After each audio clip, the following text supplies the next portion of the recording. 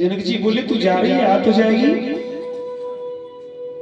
जानकी जी बोली हाँ क्यों ना। बड़े प्रेम से भाव से ना सबको समझा करके आज जानकी जी विदाई दी। बोली गोविंद भगवान की। चारों पुत्रों के विवाह दशरथ जी मिथिलापुरी जनकपुर से किए, और जब अवधपुर में आए ना कुछ समय तक ही अपने हाथ में रखा था सब कुछ। और दशरथ जी एक दिन बैठे बैठे मन में विचार कर रहे हैं कि क्यों ना वो आजाद हुआ जाए।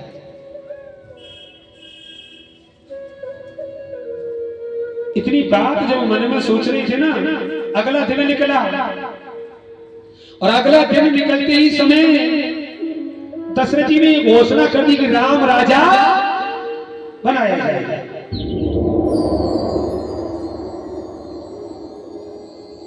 ये हर माँ बाप का फर्ज है, बेटे को पढ़ाना, पालन पोषण करना है, विवाह तक करना, ये माता पिता का फर्ज है। और बेटी की जब विवाह शादी हो जाए ना तो माँ बाप को कह देना चाहिए भैया एक काम कर, अब तू जाने तेरा काम कर, अब कैसे चलना है अब अपने आप से चलो। इस गाड़ी को खींच करके हम लेके आए यहाँ तक, और हम चाहते हैं कि ये गाड़ी अब तू आगे ले जाए। हर वक्त ड्राइवर बने मत बैठे रहो। गलत कह रहे हो? लोकेश को क्या है ना तो छोड़ दो सब कुछ।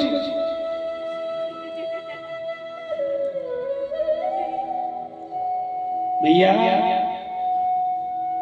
जब दशरथ जी ने ये घोषणा की नहीं कि राम राजा बनेगा, अवध के लोगों को मालूम पड़ा कि राम राजा बनाया जाएगा, बड़े प्रसन्न हैं, बड़ी खुशियां मनाई जा रही हैं। और राम जी को मालूम पड़ा कि दशरथ ने घोषणा कर दी कि मैं राजा बनूंगा।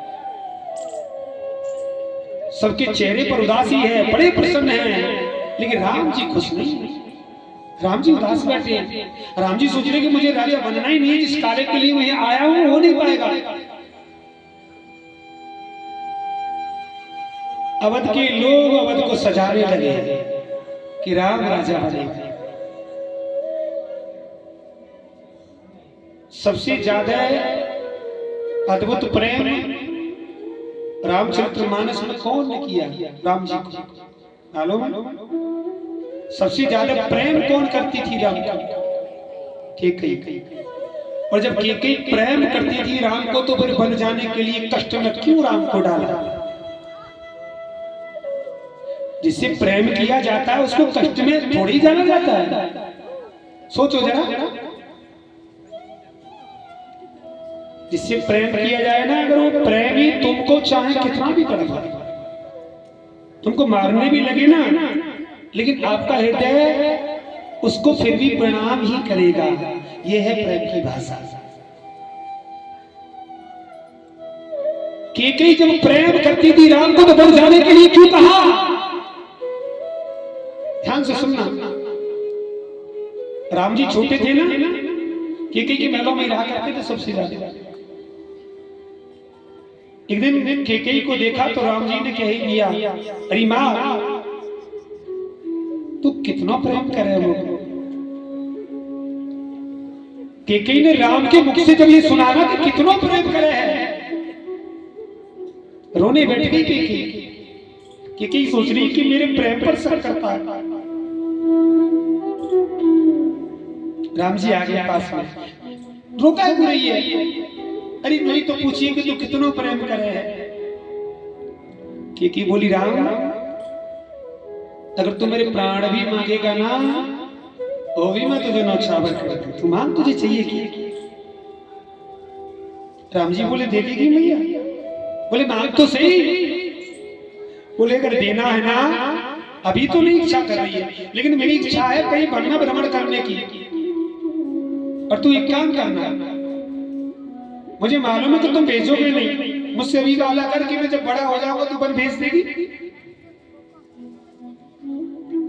कैकेयी ने सोचा कि छोटा है, जिद कर रहा है, कह दिया हाँ ठीक है।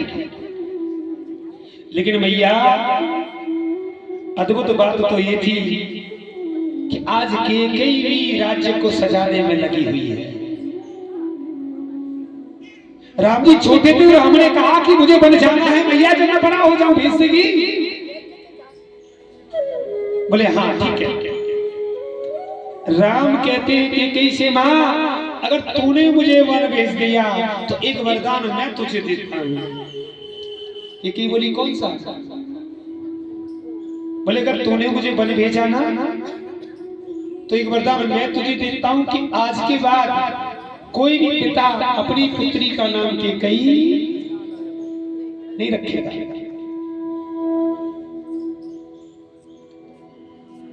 कैकेयी सोच रही है कि ठीक है।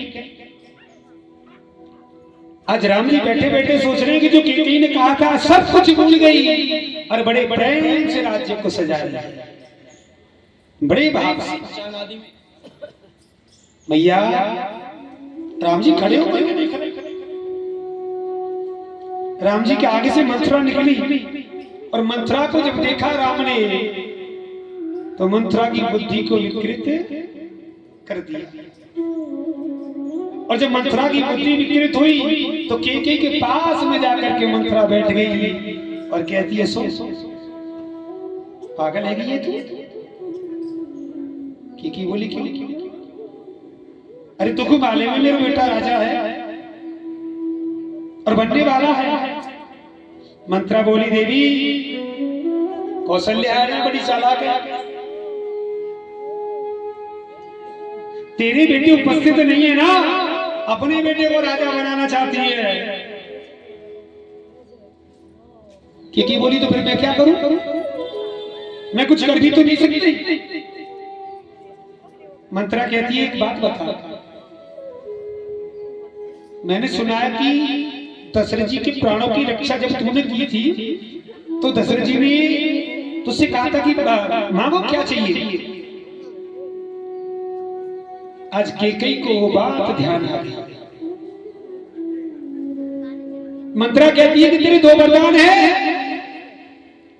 और कैकेयी ये सबसे ज्यादा बढ़िया मौका है, अगर तूने हाथ से निकाल दिया तो ये जीवन में कभी दोबारा नहीं आएगा। मंत्रा कहती है कैकेयी मैं तुझसे प्रेम करती हूँ, मैं तुझे अपना मानती हूँ, इसलिए मैं तुझे सारी बात बता रही हूँ। और सुन सुन